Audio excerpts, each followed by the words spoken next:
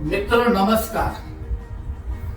શું આપના બાળકો ખૂબ જ મહેનત કરે છે?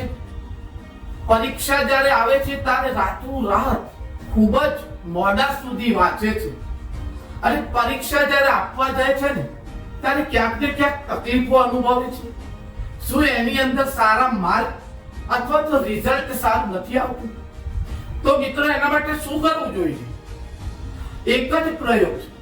કોઈ પણ રૂમની અંદર આપના બાળકો અથવા આપ પોતે આપણે પોતાની ક્યાંય પરીક્ષા આપવી છે તો મિત્રો ઈશાન જે ખૂણો છે એટલે કે પૂર્વ અને ઉત્તર વચ્ચેનો જે ખૂણો છે એને ઈશાન ખૂણો કહેવાય। ઈશાન ખૂણાની અંદર માં સરસ્વતીજી જ્ઞાનની દેવી છે।